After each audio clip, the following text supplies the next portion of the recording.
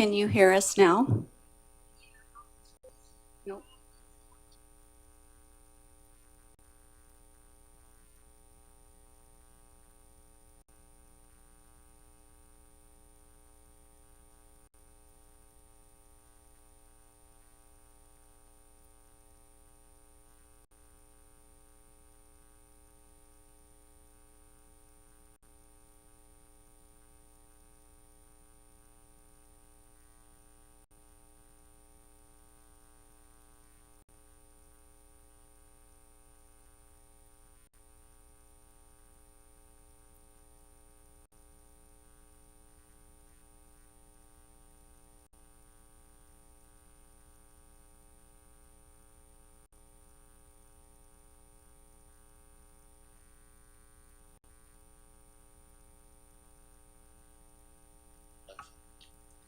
Can you hear?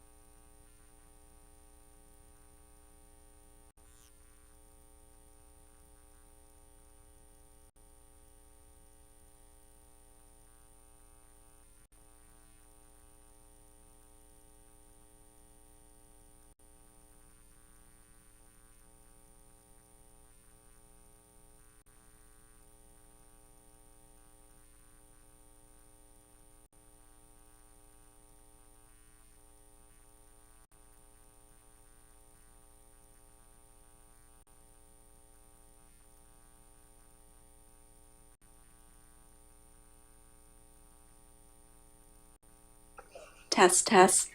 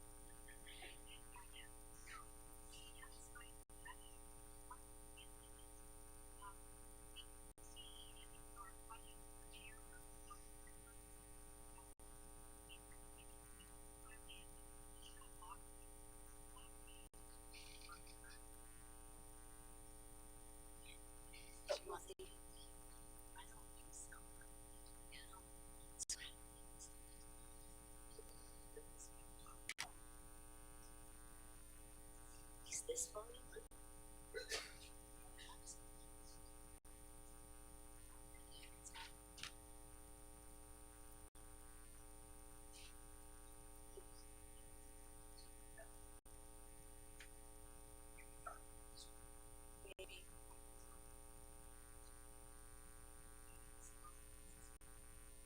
was trying to fix it. That was on here.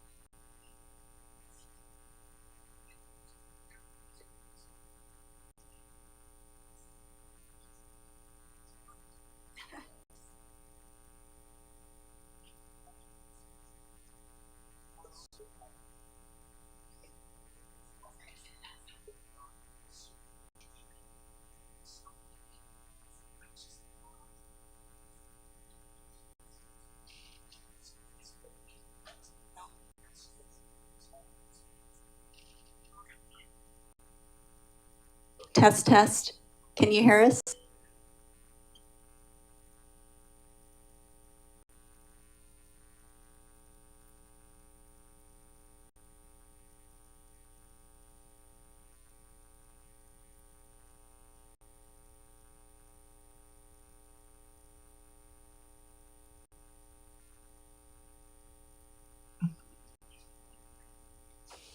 While we're waiting, I used to have a dentist who years ago had the TV, like it's common now, but this was the first for me, the TV at the ceiling. But his choice of videos were all comedic, including Robin Williams. I'm thinking, I have no idea how you can do double work while somebody's following along with Robin Williams.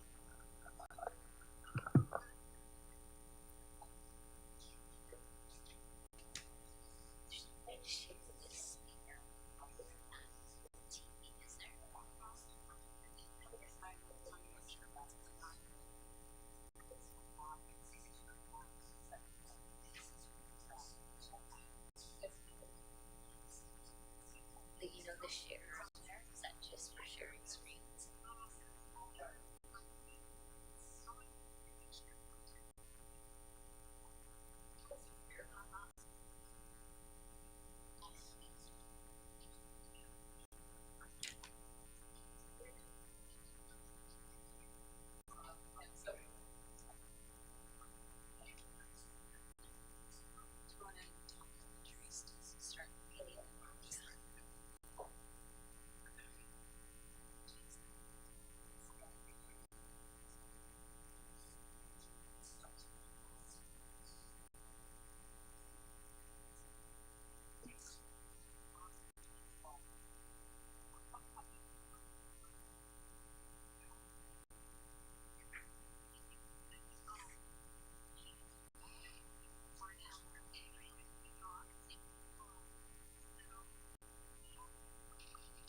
Okay, thank you.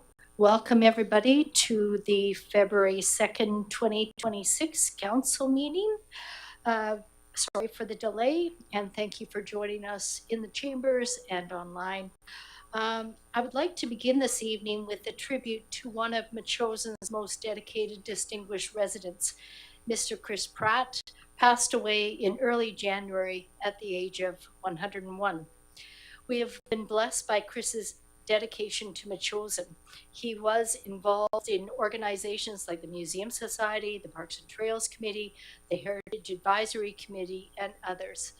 He helped us to understand our local environment by involvement with the Metchosin Biodiversity Project and the Metchosin Foundation, of which he was a founding member and past president. Chris also had a long association with Pearson College, hosting many students from around the world. He was named Citizen of the Year in 2016 and Volunteer of the Year in 2001. Chris was born in Alberta in 1924, and his family moved to Metchosin just before Chris's first birthday. This was a time when the Whitties, the Weirs, and the Helgesons, Metchosin pioneer families, were all active farmers. As a young man, Chris joined the Navy, and he was part of the first intake of the naval cadets at Royal Roads in 1942. Upon graduation, Chris was deployed as a midshipman on the HMS Anson, which was a battleship stationed at the time near the Orkney Islands. According to Chris's biography, the Anson was tasked with protecting the wartime convoys bound for Murmansk in Russia. Pretty remarkable. Following the war, Chris continued with the Navy, serving his country in many roles for a remarkable 36 years. He retired with rank of captain and was presented with the Order of Military Merit.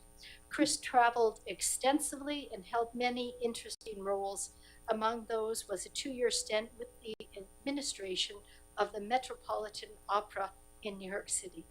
It was then that he left that job in 1983, and he was able to return and settle in Metchosin. Chris is survived by 4 children, 7 grandchildren, 2 great-grandchildren. We wish to offer our condolences to the family and pass on to them our deep appreciation of Chris's dedication to Metchosin. And with that, Council, we have an agenda before us. Could I have a motion to approve the agenda? Moved by Council Shore-Sooke and seconded by Council Donaldson. All in favor? Opposed? Carried. And this evening we have some presentations. First of all, we have Cindy Andrew, who is joining us via Teams. She's not joining us. They've rescheduled. Pardon? They're rescheduling. Okay, Yeah. we've had technical difficulties tonight with our Teams, and so we're going to reschedule that. Okay, thank you. And that will bring us right into public participation. Should you wish to speak this evening, you have 4 minutes. If you could identify yourself with your name and your street. You have 4 minutes. There's lights on the table. They go yellow when you've got 30 seconds left within that 4-minute time slot. Everybody's welcome.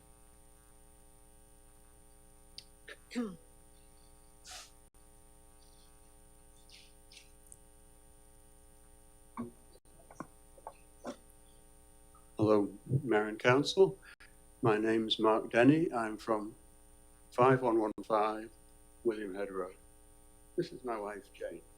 We're here to apply for permission to remove a mature Mr. carryover. Excuse me, Mayor Little. Sorry. Yes. Oh, Mr. Denny is here, but if I could just ask Mr. Denny to speak during the time that his application comes forward. Yeah. Would that be okay? Could you speak during the meeting when your application comes forward? Okay. Yeah, you'll have lots of time then as well. Okay. Thank you. Anybody else? Alex Fletcher, William Head Road, and member of the Agriculture Advisory Select Committee. I just wanted to speak briefly to the resolution for a CSA incentive program that's been prepared for the AVIC conference, and just provide a little bit of context on this resolution and information about CSA programs, community supported agriculture programs. This really was inspired by a program initiative that's coming out of Nova Scotia, where they've initiated an effort to provide funding support to CSA programs, and in the form of a rebate to people that sign up for and participate in CSA programs. And so basically these are programs where people sign up for like a subscription to a farm for a season or for a certain number of months or weeks, and receive a weekly or bi-weekly kind of allotment of produce. They're really great programs for fostering connections between community members and farms, but also really support farms in having secure sorts of financing up front in the season, and being able to plan ahead for the season, knowing exactly how many people you'll have each week. And so really a model that really helps especially small farms get established and have some security. My farm, we run an 80-member CSA program called Local Food Box. We partner with other farms in Metchosin, 8 other farms, and offer their products as well. This kind of government support program, the one in Nova Scotia, they offer a 10% rebate to people that sign up for the program. It's new this year. And so that kind of thing, for us, it would mean that one of the biggest challenges with the program is that it's people that sign up have to be able to afford to put more money down up front for their groceries, for their produce. So in terms of affordability, it can be a challenge. So this program is one little way to help make it a bit more affordable, especially when people are dealing with so many affordability issues, especially around food right now. So it's one way to support affordability and access to these programs, but also just a way of really kind of promoting and highlighting the value of these programs. In Metchosin, there's several other farms that do CSA programs. I know of Sea Bluff and Uminami Farm. So this type of program, if it were adopted by the province of BC, it would directly support and promote small farms in Metchosin. And part of the beauty of this is that it really does put the, it's a municipality wouldn't have to do any work. It's a provincial program, and that's the way it's set up in Nova Scotia, and that's what we're sort of interested in and trying to replicate in BC. Thank you. Thank you. Anybody else wish to speak this evening?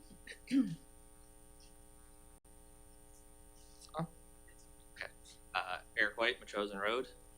Got a few things to cover this evening. Let's start with that I'm disappointed in you guys.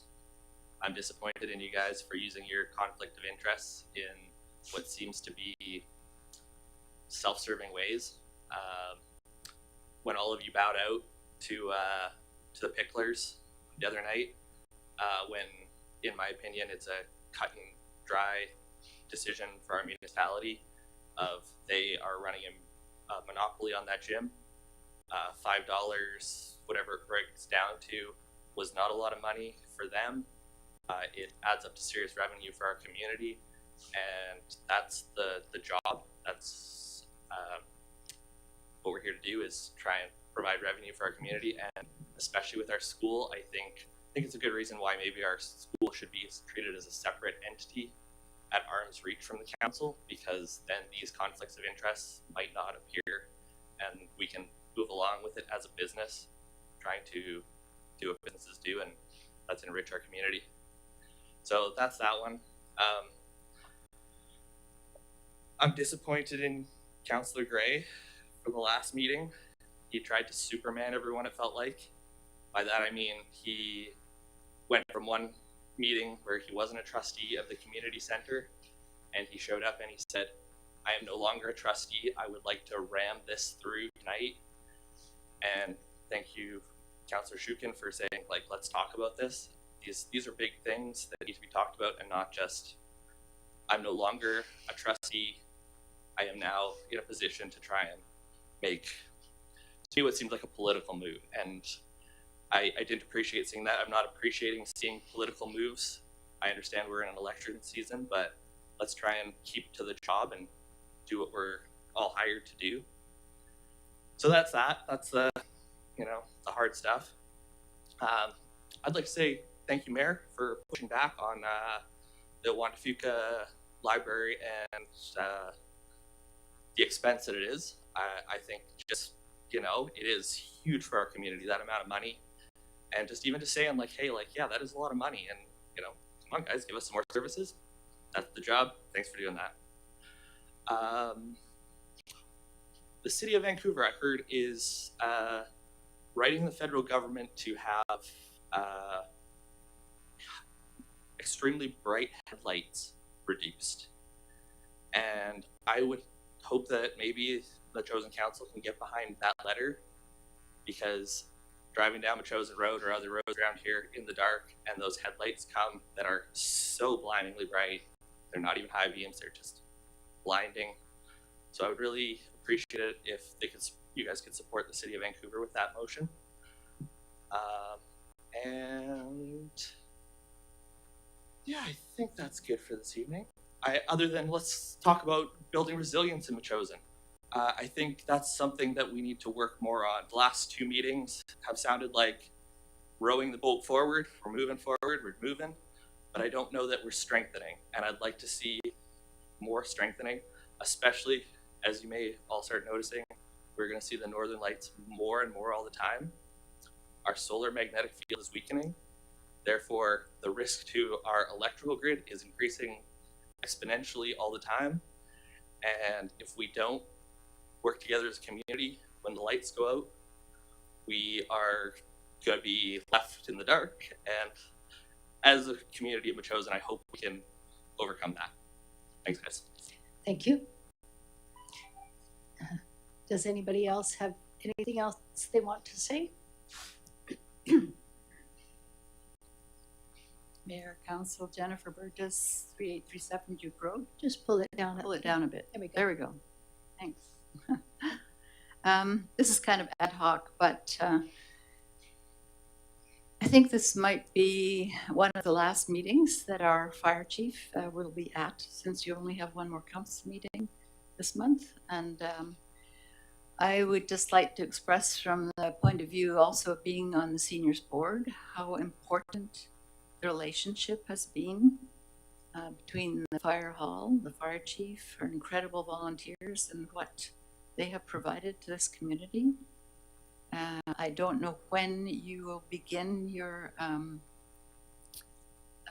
investigation of vacancy refill and doing your interviews. And I understand that the person currently in position would be in a handover position, so that there will be some pretty serious conversation about how the fire hall has integrated in the community, and especially with our seniors. And I would like to see that continue. So I would hope that council and whoever is on the committee to review the new hire, that this is one of the top priorities when you consider who will move into this community, kind of commitment that they have to the community members, the ability to go up late at night, long driveways, go find them all in this community, talk to people, be the first there is, I think, one of the most critical things that we've always expected. And it will be quite a shift in this community to even, I suppose, train, I would say desperately train, a new person in that position. So I just wanted to express also our incredible thanks to this wonderful person and the way that she has managed everything about the fire hall. I can't say enough about that, but I also hope that this does not hinder the process that we are under in this community to get a new fire hall. That must also be on the table, and my concern is the timeline at the moment. You sit on a $2.6 million grant from the provincial government that will expire this fall if you do not allocate it to a certain position. I think you should research that. I realize you're also waiting for the results of a $7 million grant that you've applied for. So I hope that that is being carefully considered. Thank you. Thank you.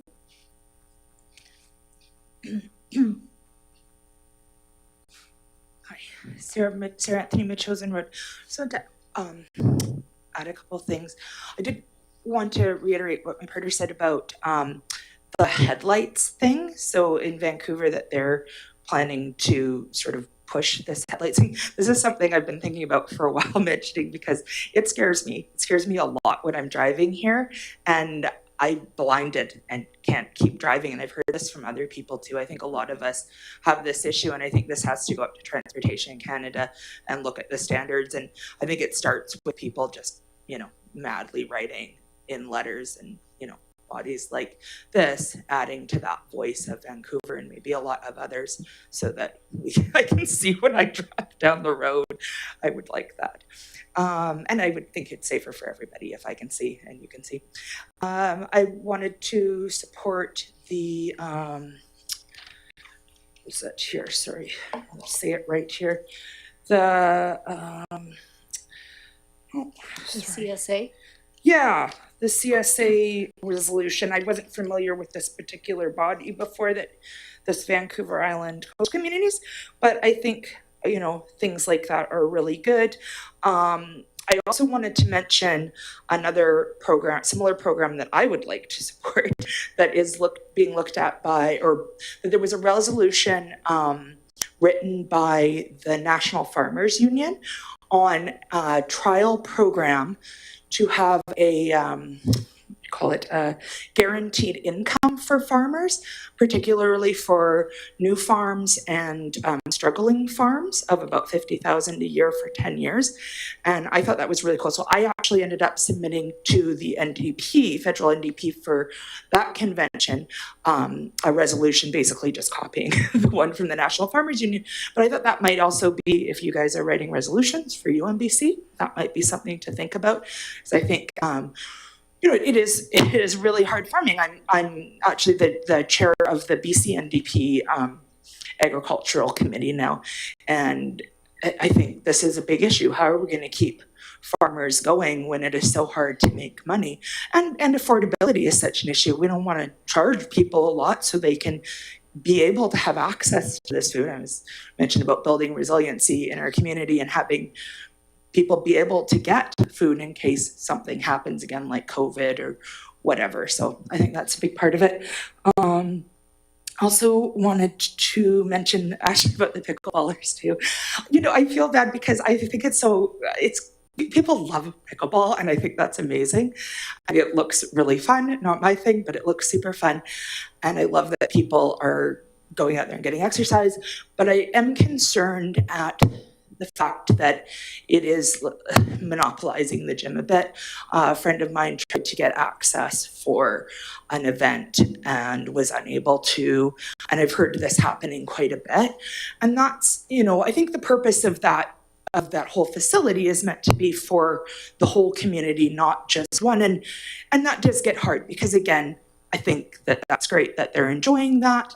I didn't really understand why they were so upset about the $5 difference in price. I think that was a fair amount to pay if they think that's too much. There are other places because other people would like to use the gym. And if other people can't use the gym, I think that's a problem. I mean, also like last year, and this isn't, sorry, I've got just a few seconds, this isn't just the gym, but the Metchosin Hall as well. There was the preschool dance, the Halloween dance wasn't able to happen, my favorite event of the year last year, because they couldn't get either the gym or the hall. And I think these events are important. Thank you. Thank you. Councillor Shore-Sooke. A little, just want to get back to what Mr. White and Ms. Anthony said about the bright headlights. Yes. And if I could, I can keep an eye on that issue and I'll maybe bring something back to council for consideration. Sure. Okay. That'd be great. Thank you. Anybody wish to speak this evening? Okay, seeing none. Patty, if you could turn the microphone off for us, that'd be great. Thank you. Okay, let's move along. We have council on page 51. We have the adoption of the minutes. People in the audience will note that we're not using paper agendas anymore, so we're using our tablets. So we're going to go a little bit slower than usual, but let's take the first minutes, January 12th minutes, 2026, on page 51 of your agenda package. I'll take a motion to approve. Motion to approve. Moved by Councillor Donaldson, seconded by Councillor Gray. Comments? Questions? All in favor? Opposed? Carried. Thank you.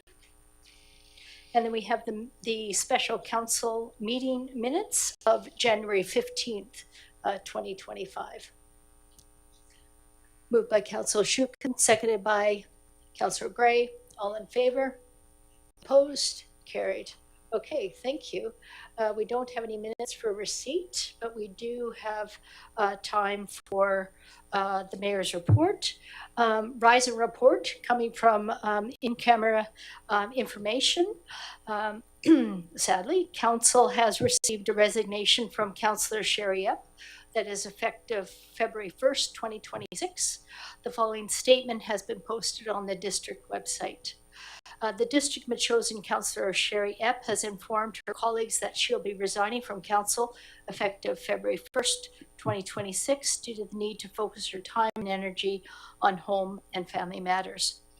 Over the last 7 years, Sherry has tirelessly dedicated her time and her energy to serving the residents of the Metchosin as an elected official.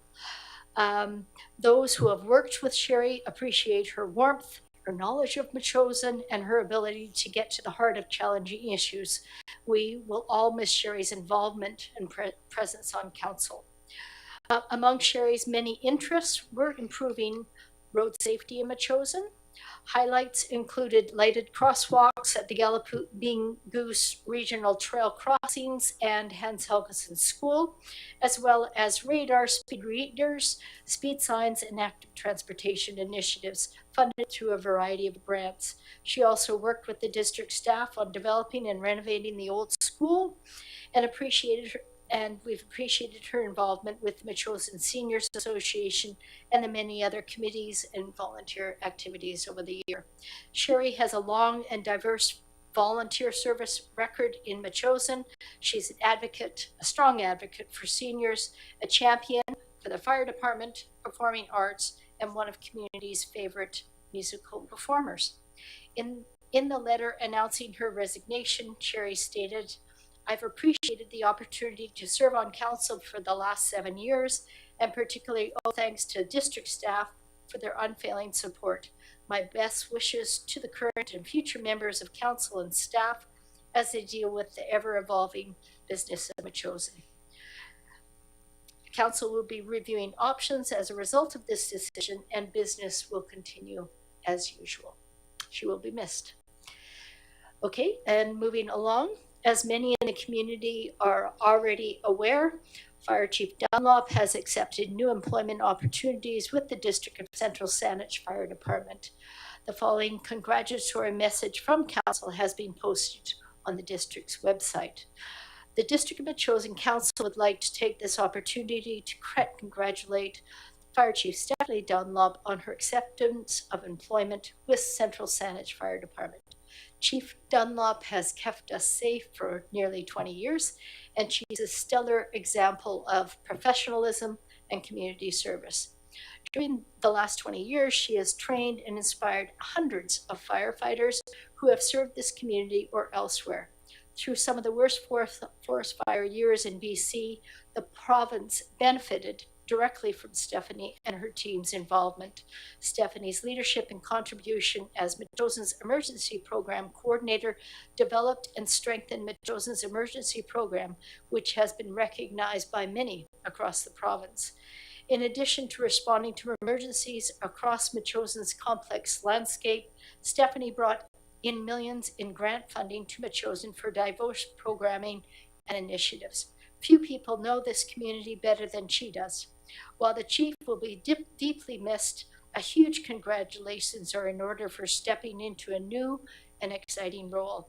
Stephanie, thank you so much on behalf of Metchosin for your service. Stephanie's last day in Metchosin will be February 20th, and of course, we wish her well.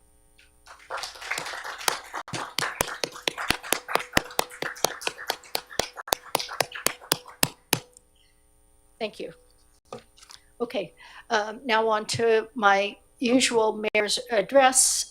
We usually have 2 meetings a month. I give a written report and then a verbal report during the month. There's many highlights with the Capital Regional District. We had elections for board chair and vice chair in the November meeting. Chair Cliff McNeil Smith and I were acclaimed as chair and vice chair, so we maintain those positions, as well as Director Kevin Murdoch was acclaimed as CRHD. Board Director Scott Goodmanson is the acting chair of the CRHD, the Hospitals District. Director Zach DeVries is acclaimed as the CRHC Board Director, and Jeremy Corradona has been acclaimed as the CRHC Vice Chair. It's been a great honor to serve with the CRD in the leadership position, and I'm grateful that my peers voted in confidence for my nomination. The CRD also has published a 2024 regional greenhouse gas emission inventory. It's really an interesting report. There are links in my report here for that inventory. The CRD completes these regional and local government greenhouse gas emission inventories every 2 years. This is the update. The results for the regional inventory for 2024 calendar year indicates an 11% decrease in emissions since 2007 and only a 1% decrease since 2022. In order to meet our 2038 emission targets, significant work remains to be done. So there's links in my mayor's report where you can go to the actual inventory. The CRD Regional Parks and Trails State of Natural Features and Outdoor Recreation reports were also featured. There's some really good reading there, and I think of great interest to Metchosin residents. The Capital Region Housing Corporation, CRHC 2026 financial plan has been published.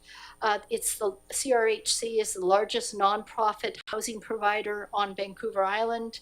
It's wholly owned nonprofit corporation of the CRD, and the Capital Region Housing Corporation develops and manages affordable housing for low-income families, seniors, and persons living with disabilities across the region. So the CRHC board approved the CRHC's 2026 financial plan and authorized the CAO of the CRD to apply for, negotiate, and accept the terms to receive the funds for routine capital works through the funding program. So that report is there as well. I'm very pleased to say that the 2025 Regional Water Supply Strategic Plan has been accepted by the board. It was approved by the Regional Water Supply Commission on December 17th. Councillor Gray is our council liaison for that Water Supply Commission. At its February 21st, 2024 meeting, the Regional Water Supply Commission directed staff to update the strategic plan.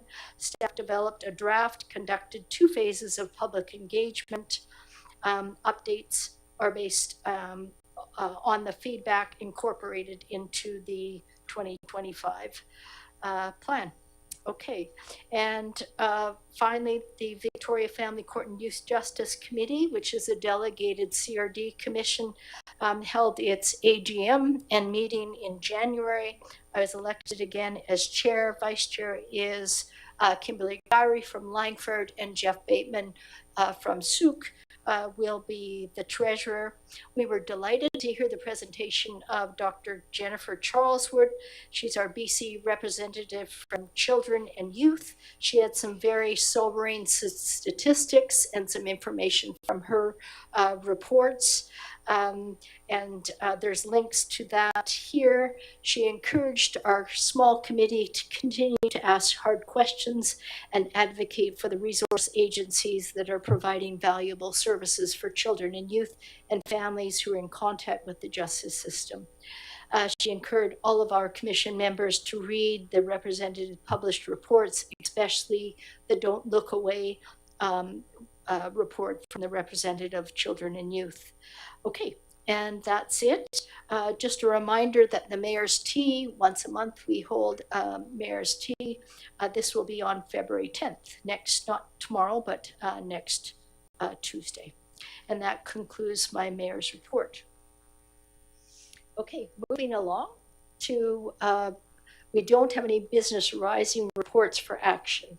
8A, we have the tree cutting application permit, 5115 William Head Road, request for reconsideration by council. We'll have a staff presentation, and then we will have the applicant presentation, thank you, and then we'll have the council discussion.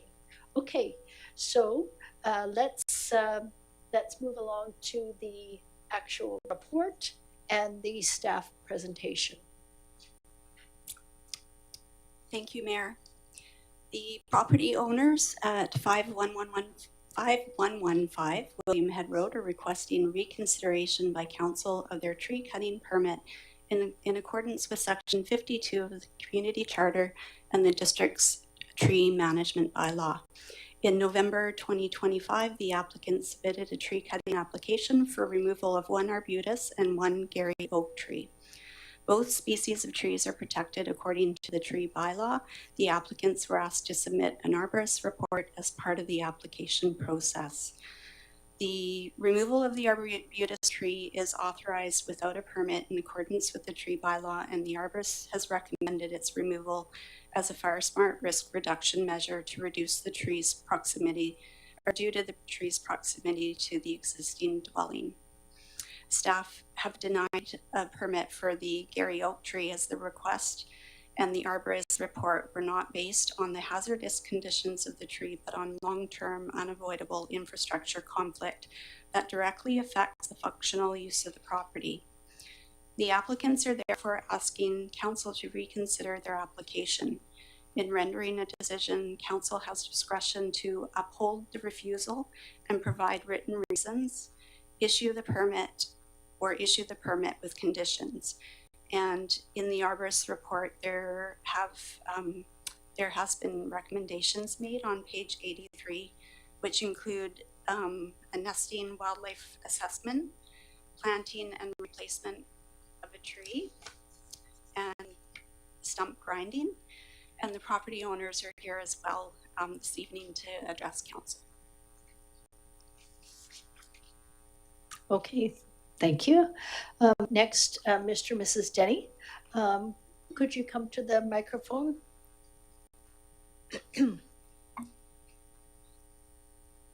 Hello. Yes, we would like this. It's quite a large Gary Oak tree, and we'd like it removed because it's impeding our use of the driveway, and it extends about 4 feet from the edge of the driveway into the driveway. It's difficult to negotiate our truck past it. We can't move the driveway because it's too short. And the main reason is not actually the tree being in the driveway. It's because over the last 10 years or so, we've been in the house 12 years. For the last 10 years or so, the roots of the tree are pushing up under the driveway, and it's become bumpy, and to the extent that it's causing the driveway to crack and raise. And when we drive down, it's uncomfortable, and at some point it's going to become unsafe. So we would like to improve our driveway so that it's smooth and easy to use. And the best way to do that would be to remove the Gary Oak tree. If we don't remove the Gary Oak tree and we just go ahead and resurface the driveway, that will compromise the roots necessarily of this tree, which goes right across underneath the driveway. I would invite any member of council to come and drive their car onto our driveway if they like and see what the problem is. And we originally thought that the best way to obtain your permission to remove this tree would be on the grounds that it's clearly not in good shape. And the arborist we talked to, the certified arborist that we brought in, said that yes, it's not in good shape. Indeed, because you are not park your truck underneath this oak tree during a storm, because it could easily lose a limb. But we understand that the tree is not in such bad shape that we can ask for it to be removed because of its condition. But instead, we now realize that the way forward is to ask for it to be removed because of the way it's compromising the pavement of the driveway. It's pushing up and making it difficult to use. So we'd ask you to approve our application. Okay, thank you. Okay, council, you've got the report before us, and you've heard from the applicants. We ask that each of you state your reasons for either upholding the refusal or for issuing the permit, or issuing the permit with conditions. Who would like to start this evening with this application from 5115 William Head Road? Councillor Shore-Sooke. Thank you, first of all, to the applicants for coming out tonight and providing us with more information and going through the process. The one thing that I'm a little confused about in terms of why this is before us begins on page 69.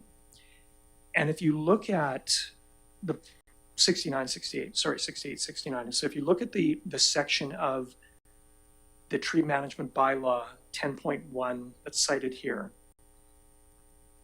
it says, the clerk shall issue a permit to cut down a protected tree where, tree is a danger tree, or the tree is located within a building envelope of a principal building or within an area to be used for the construction or installation of a driveway. And then it goes on to go on like a little bit more. Okay, where the application for the building permit, sewage disposal permit, et cetera, or other applicable fee, and the cutting is directly related to the particular permit application, and where the clerk is satisfied that the tree cannot be preserved as no reasonable alternative exists. So my point here is that there is a provision that's allowed if there was a permit granted for a driveway repair or upgrade. And I'm assuming one would have to be granted for this property in terms of lot coverage, in terms of drainage, et cetera. So there's a mechanism there for the removal of that tree.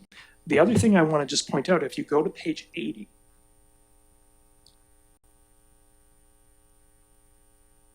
I'm going to page 81. Now Ms. Hansen mentioned the arbutus that was cleared for removal. But if you look at the assessment of the Gary Oak, it does talk about the roots in terms of the driveway, and says again, large roots have displaced and lifted the hardscape, resulting in cracking and uneven settlement. This process is ongoing and irreversible without cutting the structural roots that contribute to tree stability.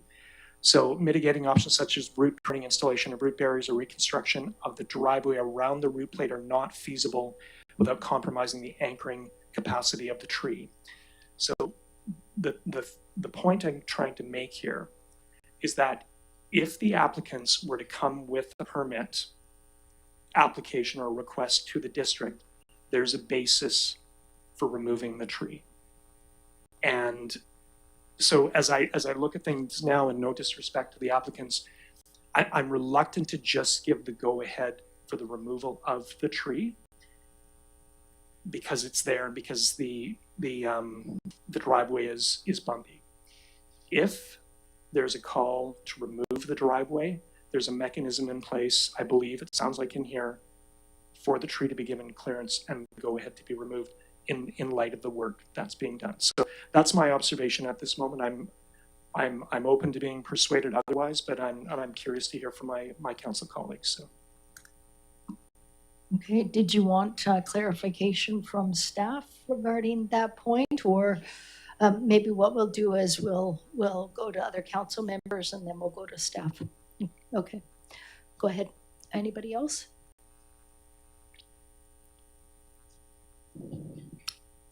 There's only two of you here, so shall I flip a coin, or well, Councillor Donaldson? I'll speak next. I learned a lot actually going through all of these documents, and each time I go through it, I find something different. However, and my mind has changed each time. The pictures are very good. We always have, we always had the option to go and see it as a site visit. I don't know if that's the case this time, if that was necessary given the pictures and the reports. One of the things that I do know is trees like this one is going to keep growing, and it will keep growing in its root system as well. It also, as it has said in this report, historically has suffered some pruning wounds, and there is some evidence of decay. Now that's just on the exterior. We don't have any evidence of decay on the inside because that was not the level of inspection that the arborist had done. So at this point, there is no immediate risk of failure for the tree. It will continue to grow, of course, and its root system will continue to compromise the driveway. The fact that it's pavement does pose a problem because roots do need to have not be covered with things like pavement, and I'm assuming this was a teeny tiny little seedling when it first was created. Otherwise, it wouldn't have ever happened this way. But we've seen this numerous times. So there is the main concern, of course, is the conflict of the tree's structural root system and the driveway. I think that's what we're looking at. Not so much limbs and falling, but that could happen. It has been pruned. We've learned that. Large roots will have progressively get displaced with creating more damage to the pavement. The pavement could be removed and we could aggregate around, but still you're going to have to continue to compromise with that in protecting those roots.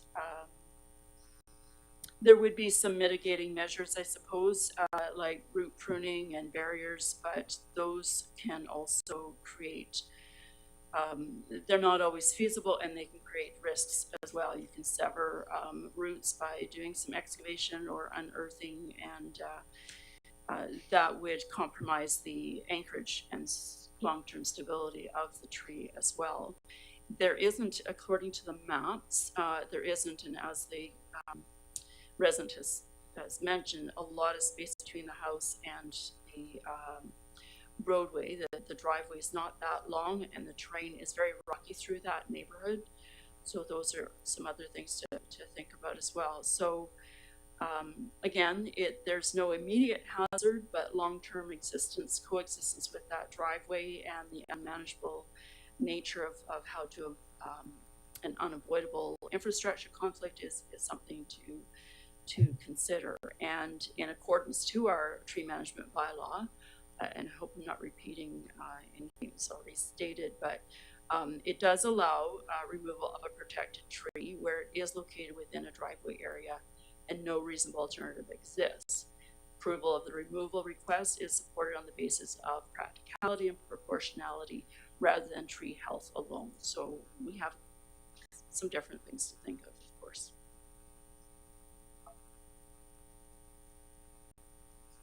Councillor Gray. Thank you, Mary Lowell. Just a word of thanks to the Denny's who come tonight and put in an application before taking action. I guess when I look at the notes, what I see here is that we've confirmed this is not a dangerous tree. The arborist has done that. And so we're not dealing with a danger tree.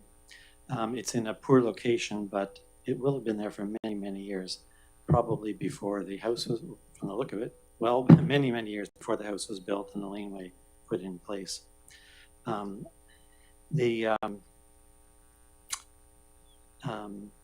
I guess I'm feeling that we should support the bylaw and support the staff in their interpretation of their decision. I think we are reading here that the Denny's would like to level and resurface the driveway, and I think there's alternatives to taking down the tree itself, namely moving away from hardscape and shifting the location somewhat. Okay, I'm going to speak and then I'll ask help from our staff. As Councillor Gray alluded to, a Garry Oak with this dimension of 65 centimeters, I guess it is, 65 centimeters or inches DH, is a tree of over 100 years old, likely predates the house and the driveway. This is a hard one because all of us at the table want to protect trees in Metchosin. However, what we at the council table also have to look at is the human element, and that is not what the person who was issuing the permit was to look at. They were to look at the bylaw only. What I'm worried about is we have citizens that are over 50 years old, and there is a risk to them with an unsafe driveway. I was wondering, after we hear from staff, if we can also hear from the applicants about alternatives to this hard surface that there is there. So if you can just think about that in terms of alternatives for the driveway, keeping the Garry Oak. I did drive by. The tree is clearly evident from the road. It's not, it is a short driveway. The tree is visible from the road, so I know precisely what tree it is. It is in the way of the driveway's in the way of the tree, tree's in the way of the driveway. So this is a difficult one, so I'm waffling back and forth, and that's why I was interested to hear from my colleagues. I want to uphold the bylaw, but I also don't want to put our citizens at risk. So I'm going to ask staff to comment on Councillor Shuken's questions.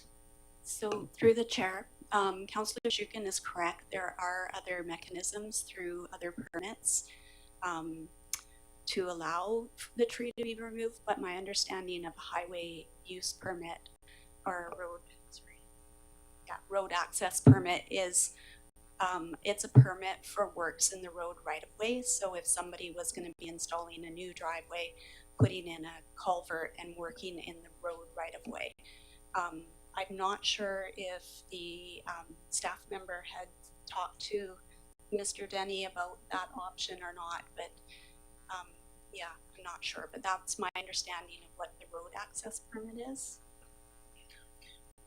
And right now, as it says, if the Denny's were to renovate their driveway, would they be required a permit for that? I don't believe so. It would be just if they were going to move the location to a different part coming from a different location from the street.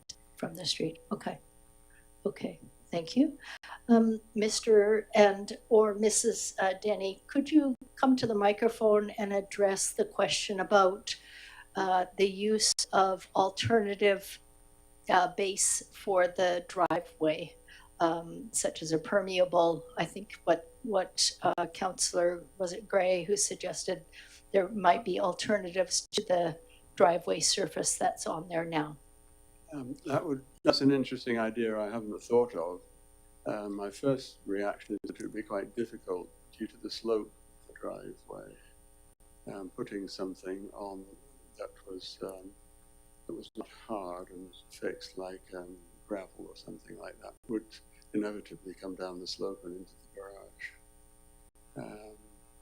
And the amount of rise that these roots are putting on, well, you can see for yourself, it's a couple of inches, and that's only going to get more. So whatever we use is going to have to be quite deep.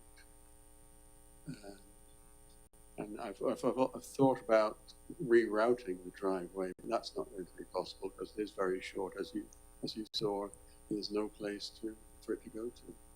So whatever we do, the driveway has to stay where it is. So in terms of, I'm just thinking out loud here, in terms of the driveway, as you look at it from the street, there's no opportunity to jig when you're doing renovation to the driveway, to jig it to the right a bit? I could jig it to the right, but not very much, because it's not very, the way that when the road was resurfaced a few years ago, council very kindly extended the road surface down onto our driveway, and from there to the garage is about 20 feet. So there's not much room to move around. We can't make it a big curve to get around the tree, because then we wouldn't be able to get a vehicle into the garage, because the bend would be too tight.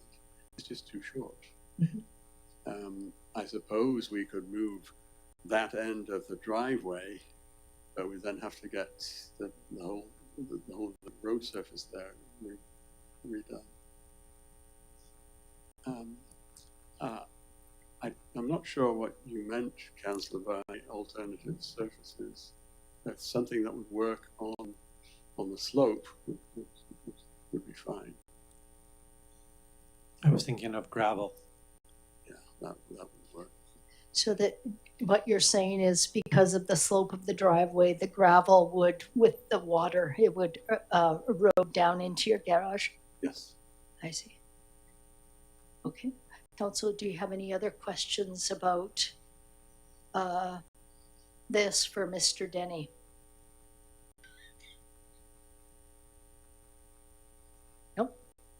No, okay, thank you. Oh, this is a hard one. Anybody else have any comments regarding upholding the bylaw, issuing the permit, or issuing the permit with conditions? If I can speak, I think it's worth exploring with Mr. Denny if he can jig the driveway. I'm not an engineer nor a builder, but I'm wondering if that would be applicable, and cost savings would be just to move the pavement out for that area, extend it to the right if you're looking from the driveway or looking south, I guess. I can't think of anything else. Councillor Shooken. Sure. Thank you, Mayor Little. I'm going to, at this moment, uphold the refusal of the permit. Hearing from Mr. Denny and the discussion at the table, I feel like there are other options that can be explored. Gravel, is one, but there are other surfaces that keep coming up, being invented. Moby mats are, one of the things that I've heard recently. Whether they have applicability for a driveway, I'm not sure, but I think it's worth exploring.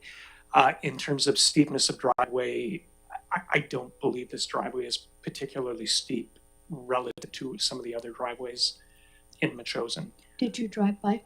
I did. I actually spent some time walking back and forth today, and I have seen the property for sure. Okay. So. Okay. Councillor Donaldson, did you drive by the property? I hadn't driven by in the last few days. I have seen it before though, and actually it's good to go back and look at the picture here of what Mr. Denny said about the pavement. As we used to ride our horses there, we would use these driveways to actually mount our horses because there was rocks at the end of them, but I do recall the change when that paving happened a number of years ago. When we talk about the different kinds of remediation of using aggregate, it's similar to what we've done on our trails as well to save the root systems of quite a few of the trees so they're not slippery and that sort of thing. I have a little bit of a personal experience with a root that is growing inside my barn, as a matter of fact, and the walls are starting to move, so we've had to cut around it. So trees will only keep getting bigger and bigger, so we could allow it to stay there and flourish. At some point in time, those roots are going to continue uprooting the pavement. So if we, if the landowner took out some of that and put in a type of aggregate that wouldn't slip, gravel screenings can get hard packed, so maybe that's not as permeable, but the other kinds of aggregate will slip, whether it's with driving over it or with erosion of different kinds of precipitation. So I'm not sure what's on the other side of the driveway, so I've not looked close enough to if it's lawn or if it's hard bedrock, that sort of thing.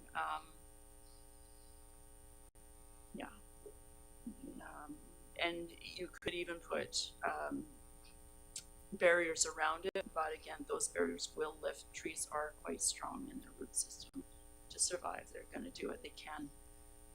And when you block the water to that, they're going to start losing limbs and integrity on the side of the tree that has got its root. Because the root system is where the drip line is underneath branches and whatnot. So that's usually how trees grow symmetrically. Mm-hmm. You cover up roots, they become compromised on the one side of their tree, so losing their branches, losing their arms. Mm-hmm. So there's considerations. Okay. Councillor Gray? I'll make the motion that council uphold the refusal of the tree cutting permit at 5115 William Head Road with written reasons. And the reasons would be, we've confirmed it's not a danger tree and there are likely alternatives in location and alternatives beyond hardscape. Okay. That's a motion by Councillor Gray, seconded by Councillor Shooken. Do you want to motivate further on that? Councillor Shooken, could you state your reasons? Thank you, Mayor Little. I believe that there are other options that exist other than either granting the exemption tonight, or exploring a permitting process, or alternatives in terms of material used for the driveway. That's seconded by Councillor Shooken. Councillor Donaldson, do you wish to speak? The only thing I can say from the report is I agree there is no immediate hazard of the tree, to the tree. Its long-term coexistence is adjacent to the driveway. It is unmanageable due to the unavoidable infrastructure conflict. There may be some product that could be used. I'm not an expert in this. I have some experience just from my own property or out on trails, but I'm not an expert on what may happen in the terrain of this particular neighborhood, where the bedrock is, how close it is to the roadway, how far it is. It will impede this driveway more and more. When we talk about aging in place, do they, if they have anything that has to go around it, how bumpy it's going to be, if they're gonna have, and I don't mean that just by vehicles, but other means of maneuvering, tripping hazards. Not, I don't know, I don't have a crystal ball, so I think we just look at what we have immediately in front of us, and that is that there is no immediate hazard of losing the tree. There is a situation that's happening with the pavement, and there are possibilities of maybe some different kinds of aggregate or other mechanisms. I'm not certain that was, yeah, I don't have information on that. Okay, thank you, Councillor Shooken.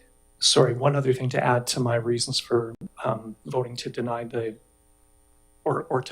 uphold the staff decision, and that is per Councillor Donaldson and Gray, we've identified that this is not a danger tree. If there are issues with limbs and worries about those falling, those can be addressed separately through a tree trimmer. So, okay, thank you. So I'm reluctant, but I would also be in favor of upholding the refusal of the tree cutting permit. The tree, as it is compromised because of the way it has been trimmed in the past. But the arborist does state that it is not a danger tree. And so I would uphold the tree cutting permit because of our bylaws. Okay, although I am worried about the residents, I think we all are. But evidence-based decision-making leads me to support staff in this one. Okay, if anybody else has anything else to say? No? Then I'll call the question. All in favor? Those opposed? No one opposed. Thank you. Thank you.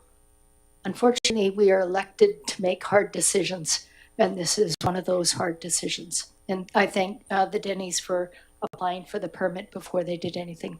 Thank you. Okay, let's move along.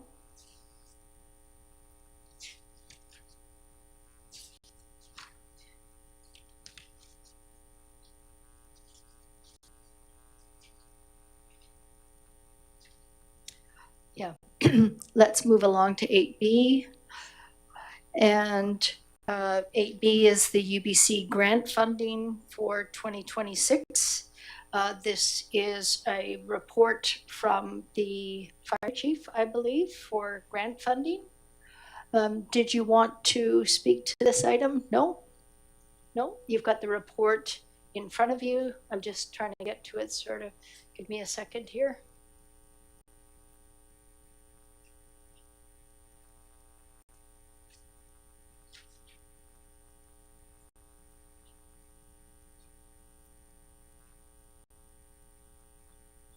What page is that on? What is it? 9. Pardon me. Oh, yes. Okay. So this is for UBCM funding programs to support emergency management and fire service operations readiness within the District of Metchosin. Councillor Gray.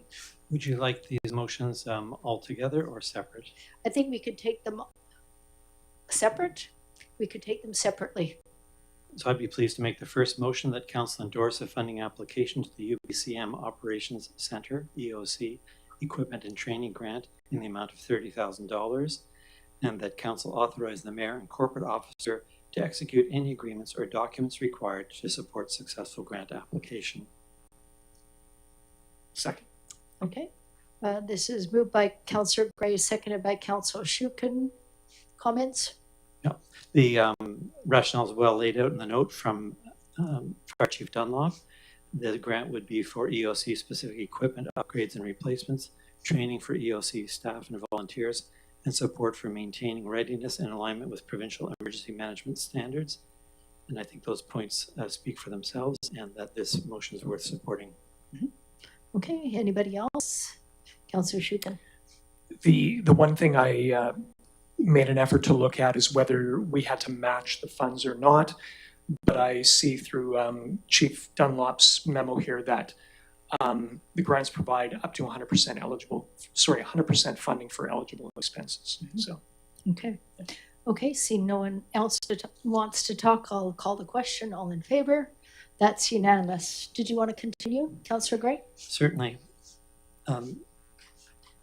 I move that council endorse a funding application to UBCM Emergency Support Services, ESS, Equipment and Training Grant in the amount of $30,000, and that council authorize the mayor and corporate officer to execute any agreements or documents required to support successful grant application. That's moved by Councillor Gray, seconded by Councillor Shooken. Any other comments? Again, I'll just point out that the fire chief has given us a great note here that lays out the use of the funds would be for attendance at the annual Emergency Support Services Conference, training courses and exercises, additional equipment and supplies to support group lodging operations, and replacement and augmentation of emergency support services response gear. All of that makes sense to me. Okay. Councillor Shooken? Nope. Seeing no one else, I'll call the question. All in favor? That's unanimous. Go ahead. Councillor Shooken? Oh, sure, Did you? if I could. Okay. Sorry, thank you. I would move the council endorse a funding application to the UBCM Composite Volunteer Fire Department Grant Program in the amount of $30,000, and the council authorize the mayor and corporate officer to execute any agreements or documents required to support a successful grant application. Great. Thank you. Moved by Councillor Shooken, second by Councillor Gray. Councillor Shooken. Again, as we've seen from the briefing that Chief Dunlop has provided a good rationale, and again, further build up the turnout gear, washer and dryer. Again, I think that's a dated piece of equipment in the current fire hall. So Yeah. Absolutely. Councillor Gray. Yeah, I think this one's particularly important because of the decontamination facilities that will come with this grant if successful. Yeah, those washers and dryers, commercial grade, are very expensive and absolutely necessary. Okay, anybody else wish to speak? Seeing none, I'll call the question. All in favor? That's unanimous. Thank you very much. Thank you very much, Fire Chief Dunlop. Next, we have the council member appointments for replacing those vacancies that have been created with Councillor Epps' resignation. So we'll take them all separately. One thing that I will remind council of, when we started the term, many of the CRD appointments were taken by other members of the community or the committee, the council, except for Councillor Shooken, because he was working full-time at the time and chose not to take those. So I would hope you would take that into consideration for some of these appointments. We'll take the Capital Regional Emergency Services Telecommunications Board, or CREST. Could I nominate Councillor Shooken to the CREST board? You accept? Okay. Is that okay with you, Councillor Donaldson? Yes, it is. Yep. Okay. So that is moved by Councillor Gray, seconded by Councillor Donaldson. Is that okay? Yeah. And do you accept? I'll call the question. All in favor? Opposed? Carried. That was unanimous. Okay, the Capital Regional Arts Commission. The alternate is Councillor Gray. Councillor said this is not a particularly onerous commission, but it is necessary for the capital region. So does anybody want to volunteer? Councillor Gray. Yeah, I'd like to volunteer. I attended the Arts Commission in place of Councillor F just this past week, and we'd be happy to continue. Okay. Okay. Could I have a motion other than Councillor Gray? Yeah, move Councillor Gray be appointed to the Capital Regional Arts Commission. Okay. This is moved by Councillor Shoup and seconded by Councillor Donaldson. All in favor? Opposed? Carried. And then we have the council member liaison. Excuse me, Mayor Little. Yes. Could council consider an alternate for CRD Arts now, with Councillor Gray moving to being the member? Yes. Yeah. Okay. Good idea.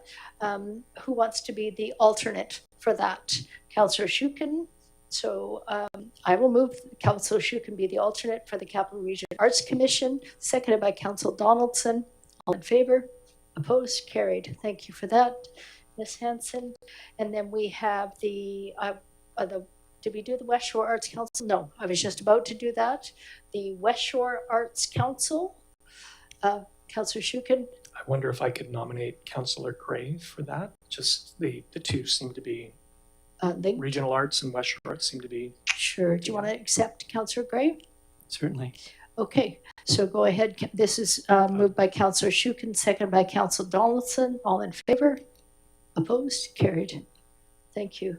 The Metchosin Seniors Association, I would like to nominate Councillor Shoup because he is already the liaison for MACA at the school, and I think it would be nice to have continuity there in terms of the council liaison.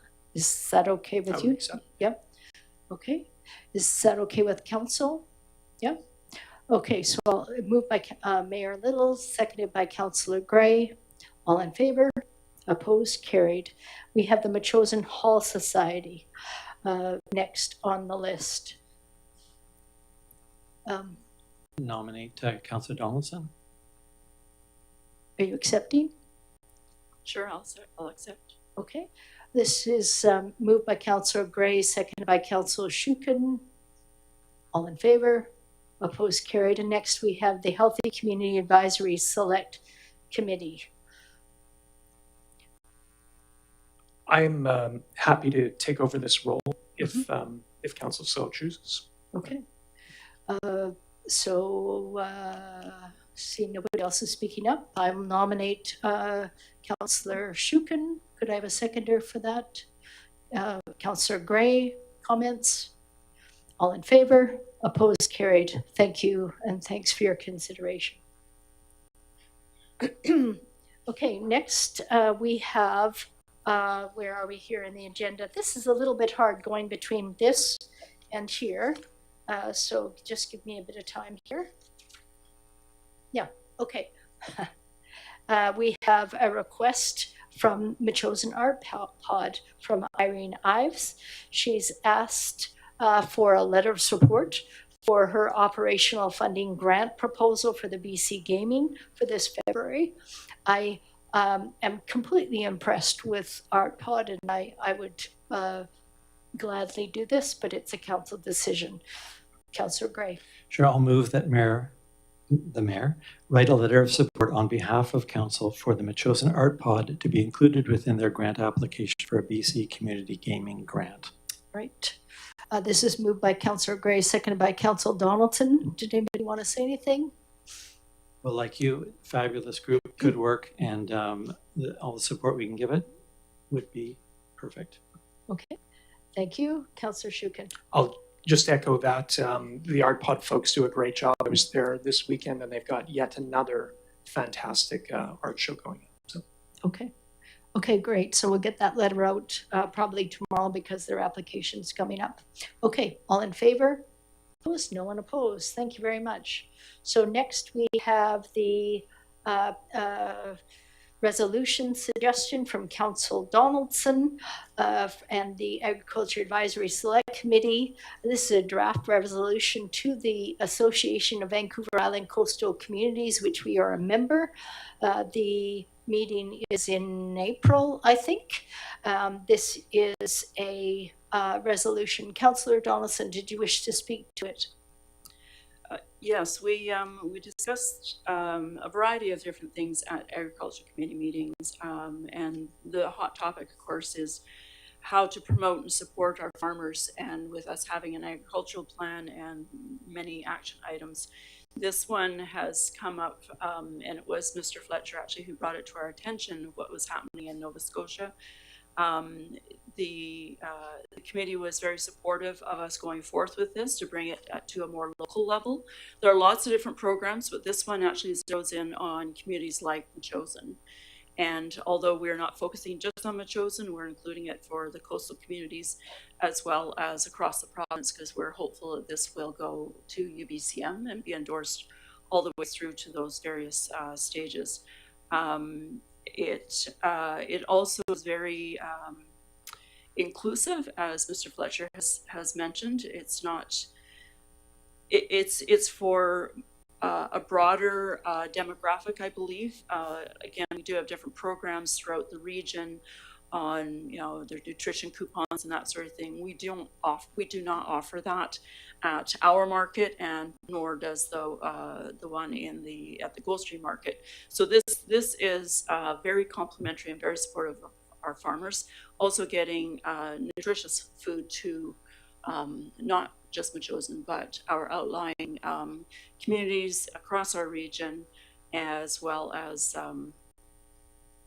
the island. And it wasn't too far in the past already when we've heard of all these different things that farmers are having to deal with the West Ham Island Bridge being knocked out, and there were lots of food situations where people aren't having access to the good things that our farmers are doing. So everything that we can possibly do to support people being fed locally, I think that this is one of the this is a great resolution. I think will be well supported with our colleagues at ABEC and up to UBCM as well. Okay, perhaps you'll put the motion to support this resolution on the table. It's also written on the screen as well. Oh, okay. That Council endorses the following resolution for the Association of Vancouver Island Coastal Communities, whereas the province of Nova Scotia has introduced the Nova Scotia Loyal Community Supported Agricultural Incentive Pilot Program, which provides a consumer incentive for purchasing CSA shares directly from local farmers while reimbursing participating producers, strengthening local food systems and farm viability.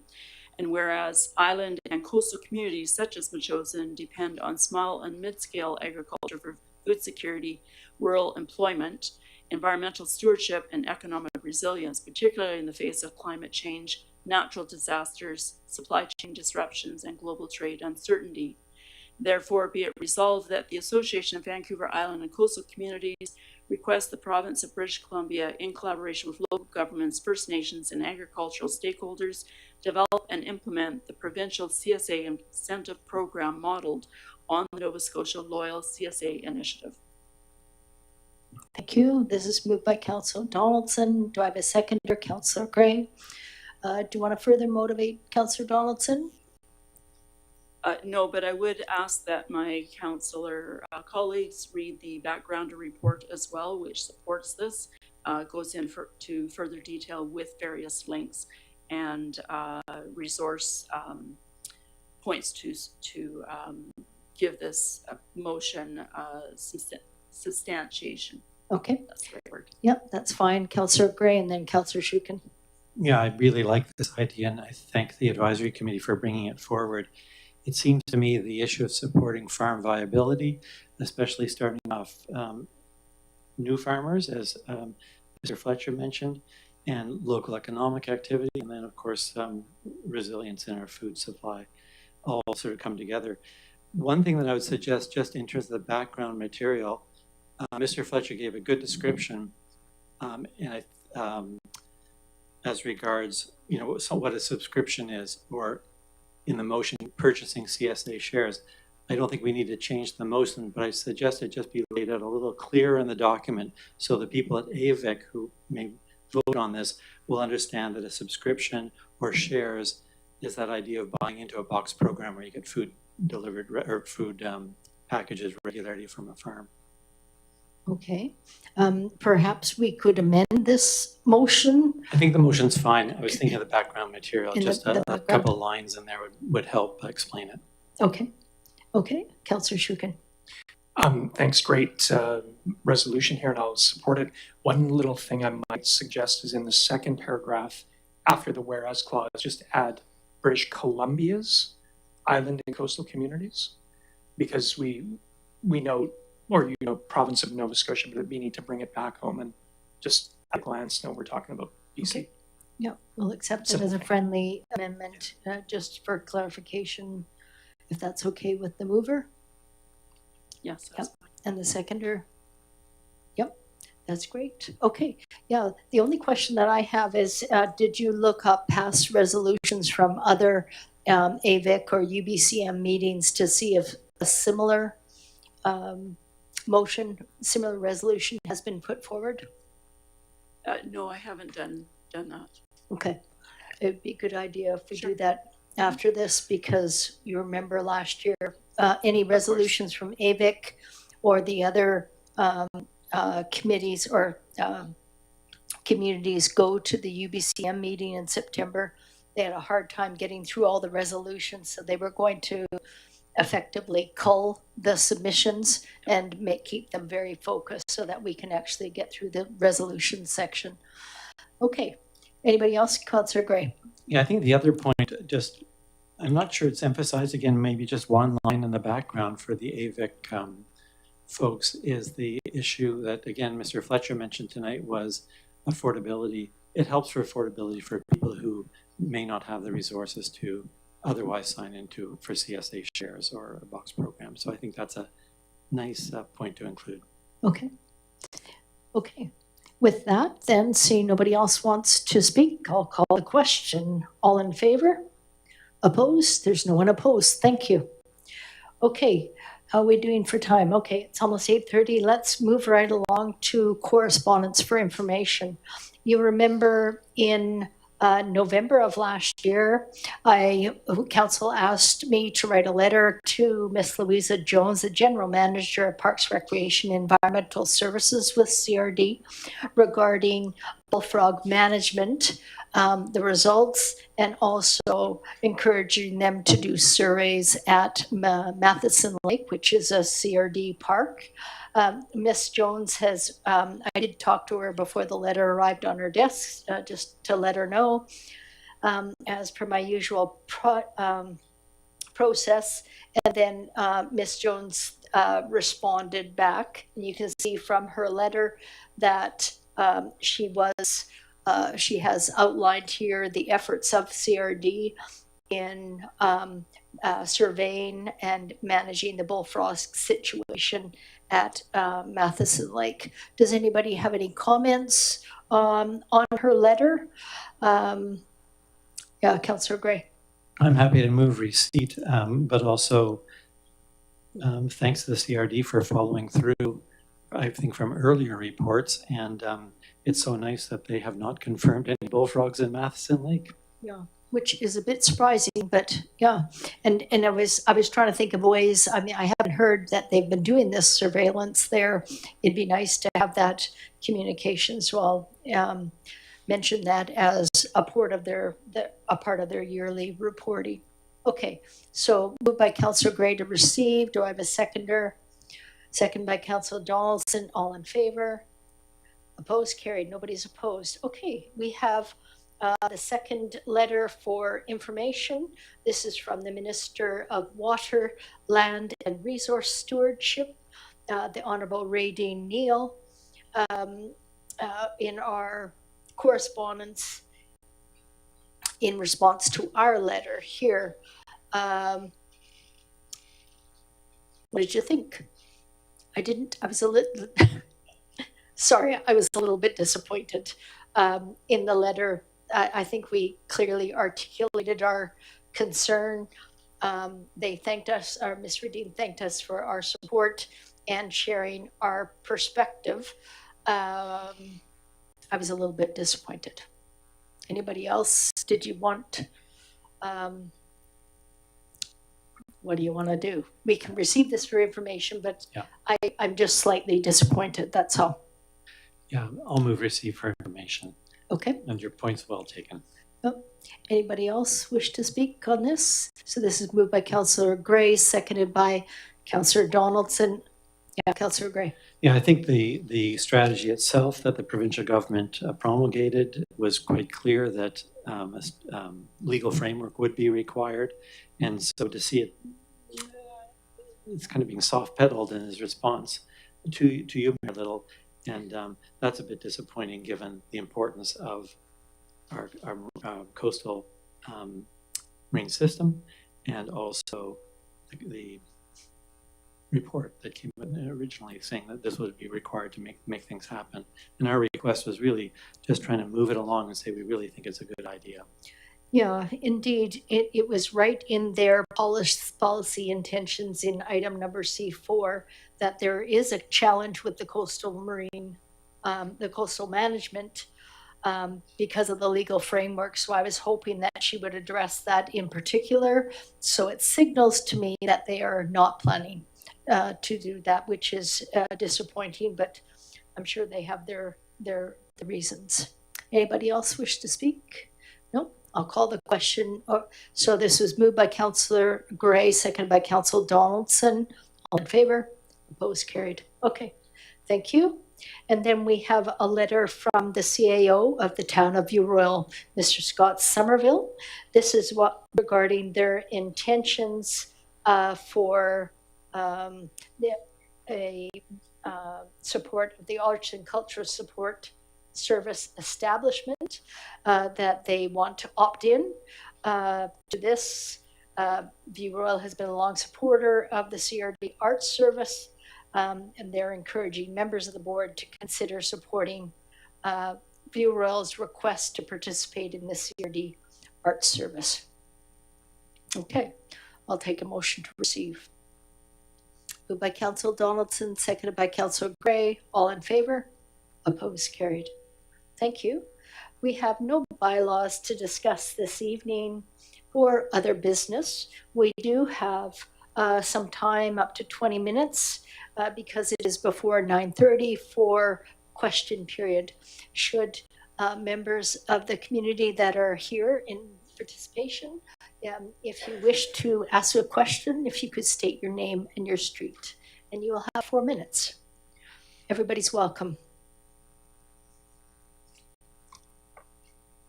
Patty Whitehouse, Rocky Point Road, and my question is whether council would be interested in hearing a few short comments from somebody with experience with bullfrogs regarding bullfrogs in Metchosin Lake. Yes. Okay.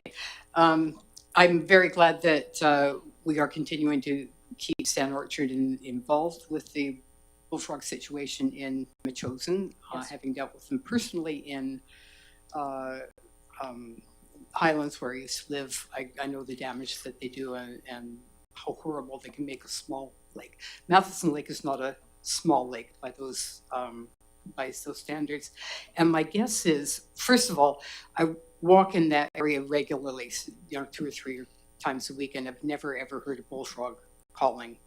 Believe me, I would recognize the call. But my guess is that Metchosin Lake is too cold for bullfrogs. It's what? It's what? too cold for Cold. bullfrogs. Their native areas are much warmer than coastal BC, and Metchosin Lake, being fairly deep, is a colder lake than the places where we do find them in Metchosin. And I'm not aware of, other than the public beach, which is a bit shallow, where I'm not aware of anywhere in Metchosin Lake that gets warm, and the public beach I find awfully cold too. So absolutely support whatever we can do to keep aware of the situation in Metchosin Lake. But my guess is that at least until global warming gets a lot warmer than it is, we're not going to have a problem there. Okay, thank you. Just a moment. Quick question for Yeah. Ms. Whitehouse. Thanks very much. I have fortunately not heard a bullfrog. What do they sound like? I'm like,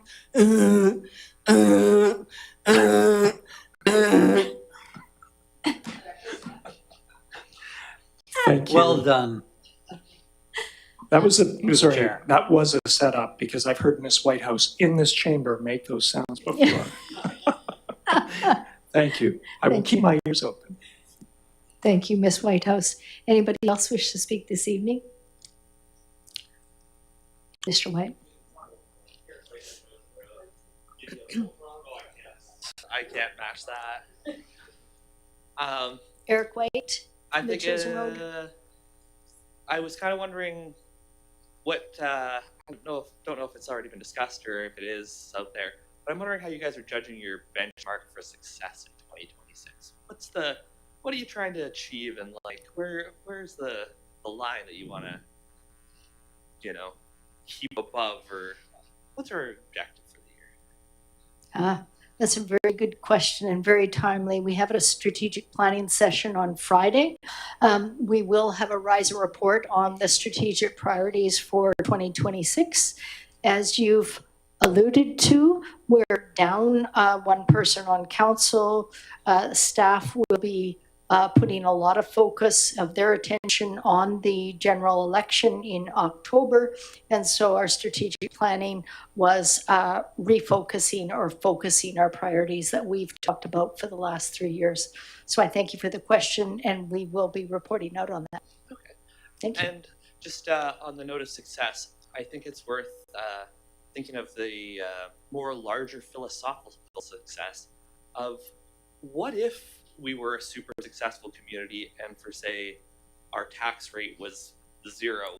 What if we achieved something so grand where we're like, wait a second, we don't have to bill our community members, or I mean inversely, like what if we got so good that we're like, hey, here everyone, here's a paycheck. Like what does that do for our community? It's just a philosophical thought of something to mull around and play with in your mind, because it gets, I don't know, feels really.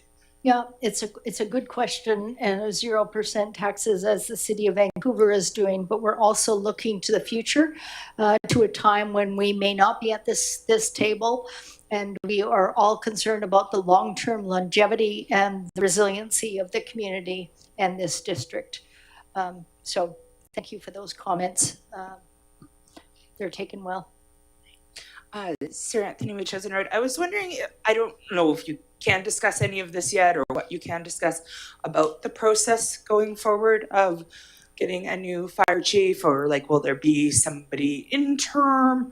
Because it's getting close. I, by the way, am very, very sad, but congratulations for a new position, but still very sad. I think we're losing somebody really amazing, and it's gonna be hard for you guys to find somebody to replace Chief Stumlin.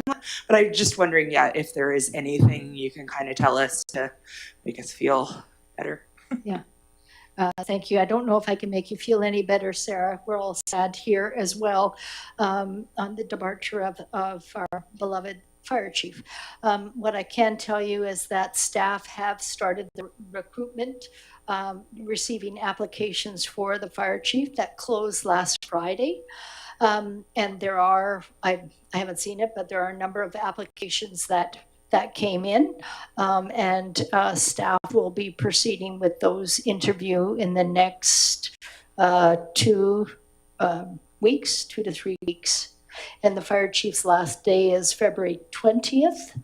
And so we'll hope to get somebody in by February 20th, but we don't know. But staff have started the process of hiring a new fire chief. Okay. Did you want to add anything, CO Payette? No, that's fine. Anybody else wish to ask questions this evening? Calling once. Okay, with that, I'll take a motion to adjourn. Moved by Councillor Shooke and seconded by Councillor Donaldson. All in favor? Opposed? Carried. Thank you, everybody.